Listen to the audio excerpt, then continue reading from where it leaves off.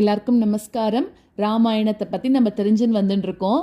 போன வீடியோவில் நம்ம என்ன பார்த்தோம் அப்படின்னாக்க, இந்த மந்தரை அப்படின்றவ கைகேயிக்கு சொல்லி கொடுக்குறா. அதனால கைகேயி என்ன பண்ணுறா, ராமர் வனவாசம் போகணும் அப்படின்னு சொல்லிடுறா இல்லையா. அதனால ராமர் கிளம்புறார் வனவாசத்துக்கு.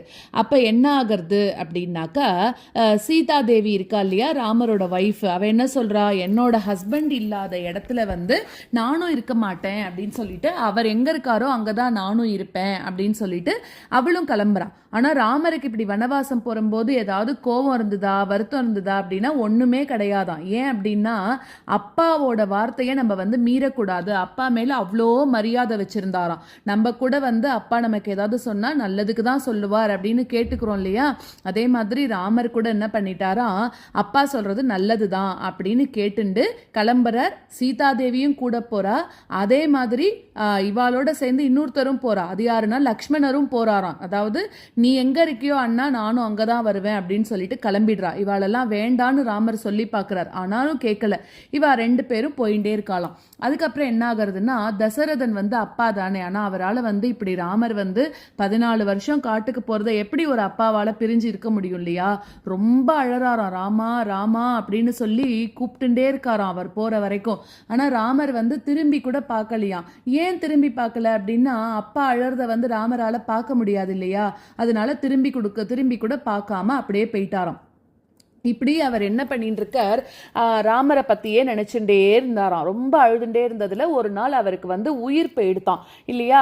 ஸோ அப்படி என்ன ஆனோடனே அவர் உயிர் போயிட்டார். இப்ப என்ன பண்றான் அப்படின்னா, பரதன் இப்ப ரொம்ப கோவப்படுறான் கைகேயி மேல. கோவப்பட்டுட்டு என்ன பண்றான்னா, நான் போய் ராமனை கூட்டின்னு வரேன் அப்படின்னு சொல்லிட்டு காட்டுக்கு போறான் ராமனை கூட்டின்னு வரத்துக்கு. ஆனால் ராமர் என்ன சொல்லிடுறாராம், இல்லை இதே மாதிரி அப்பா என்ன 14 வருஷம் காட்டில் இருக்க சொல்லியிருக்கா, நான் வரவே மாட்டேன் அப்படின்னு சொல்லிட்டு ராமர் ரொம்ப சொல்லிட்டாராம் அப்படி வரமாட்டேன்ட்டு. அதுக்கப்புறம் என்ன பண்ணுறார் அப்படின்னாக்கா, பரதர் என்ன பண்ணுறார், சரி இப்போ பட்டாபிஷேகம் பண்ணணும் இல்லையா, அதனால உன்னோட பாதுகைகளையாவது கொடு அப்படின்னு சொல்லி கொண்டு வராராம். இதுக்கெல்லாம் முன்னாடி என்ன ஆறுது அப்படின்னாக்க, அதாவது ராமர், சீதை, லக்ஷ்மணர் இவா எல்லாரும் பஞ்சவடி அப்படின்னு சொல்லக்கூடிய இடத்துல ஒரு காட்டுல ஒரு வீடு கட்டி வாழ்ந்துட்டு இருந்தாலும். அந்த பஞ்சவடி எப்படி இருக்கும்னா ரொம்ப அழகான இடமா அது. ஸோ இதுக்கெல்லாம் முன்னாடி அவ எப்படி போறா அப்படின்னாக்க, பரத்வாஜ முனிவரோட ஆசிரமம், அது ஞாபகம் வச்சுக்கணும். அது எங்க இருக்கு அப்படின்னாக்க, பிரயாகை அப்படின்னு சொல்லக்கூடிய இடத்துல, அதாவது நம்ம பிரயாக்ராஜ் அப்படின்னு சொல்றோம் இல்லையா, அந்த இடத்துல அவரோட ஆசிரமம் இருந்தது. அது எப்படி, அந்த இடம் எப்படின்னா ரொம்ப அழகான இடமா. ஏன்னா அங்க 3 நதிகள், கங்கா, யமுனா, சரஸ்வதி அப்படின்னு சொல்லிட்டு 3 நதிகள் அந்த இடத்துல சங்கமிக்கிறது, அதாவது ஒண்ணு கூடுறதுதான் திரிவேணி சங்கமம் அப்படின்னு சொல்றான். சோ இந்த இடத்துல என்ன ஆகிறது அப்படின்னா, ராமர், சீதை, லக்ஷ்மணர் இவா 3 பேரும் அயோத்தியை விட்டுட்டு அந்த காட்டுக்கு போயின்னு இருக்கா இல்லையா. அப்போ பரத்வாஜ முனிவரோட ஆசிரமத்துக்கு தான் வரா முதல்ல.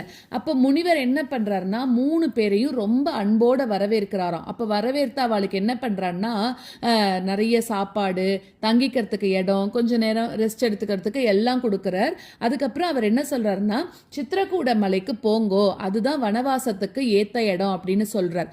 ஸோ இப்படி அவ போறா, சித்திரக்கூட மலையில இருக்கா. இப்படி இப்ப பரதன் வரார் இல்லையா, இதே மாதிரி அப்பா செத்து போயிட்டா அப்படிங்கிற விஷயத்த சொல்றதுக்கு வரும்போது, அந்த ராமர் காட்டுல இருக்கும்போது பரதன், அதாவது அந்த ராமரை திருப்பி கூட்டிட்டு போகணும்னு வரான் இல்லையா. அப்ப அவனும் என்ன பண்றான்னா, முதல்ல பரத்வாஜ முனிவரோட ஆசிரமத்துக்கு தான் வந்தாராம்.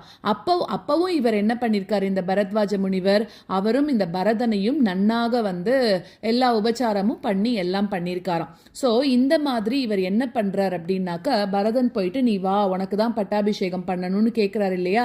அப்போ அவர் வரமாட்டேன்ட்டாராம். அப்போ அந்த பெருமாள் போட்டு இருந்த பாதுகைகள் இருக்கு இல்லையா, அதை எடுத்துட்டு 14 வருஷம் கூட ராமரையே நினைச்சு பரதர் ஆட்சி பண்ணாராம். ஸோ இது எவ்வளோ பெரிய தியாகம் இல்லையா. ஒருத்தர் இல்லைன்னா நம்மளுக்கு ஒரு ராஜ பதவி கிடைக்க போறதுன்னா நம்ம எவ்வளோ ஹாப்பியா, அப்பாடா அவன் இல்லை, நம்ம இந்த ராஜ பதவியை எடுத்துக்கலான்னு எடுத்துப்போம் தானே. ஆனா பரதன் அப்படி பண்ணவே இல்லையா. என்னன்னா, ராமருக்கு தான் அது கரெக்டானது அப்படின்னு சொல்லி அவரோட பாதுகைகளை வச்சு அரசாட்சி பண்ணாராம். அடுத்தது வந்து இப்படி இவ வந்து பஞ்சவடி காட்டில் வந்து இது பண்ணிட்டு இருக்கா.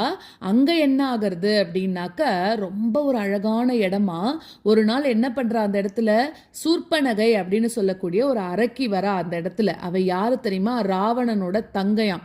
அவோ இந்த ராமரோட அழகுல மயங்கி நீ என்ன கல்யாணம் பண்ணிக்கோ அப்படின்னு சொல்றாளாம். அப்ப ராமர் சொல்றார், இந்த பாரு என்கிட்ட சீதை இருக்கா, இது மாதிரிலாம் நான் பண்ண மாட்டேன் அப்படின்னு சொல்றா. அப்போ சூர்பனகை வந்து என்ன பண்றாளாம், கோபத்துல சீதை மேல பாயறாளாம். அப்படியே லக்ஷ்மணன் என்ன பண்றான், இதை பார்க்க முடியாம சூர்பனகையோட மூக்க அறுத்துட்டானாம். அப்போ அவமானப்பட்ட சூர்பனகை என்ன பண்றான்னா தன்னோட அண்ணனா இருக்கக்கூடிய ராவணன் கிட்ட போய் சீதை வந்து இவ்வளோ அழகா இருக்கா, போய் நீ அவளை கடத்திண்டு வா அப்படின்லாம் சொல்லி தூண்டுறாளாம். ஸோ அதுக்கப்புறமா ராவணன் சீதையை கடத்தினானா, எப்படி கடத்தினா, அதெல்லாம் நம்ம அடுத்த வீடியோல பார்க்கலாம்.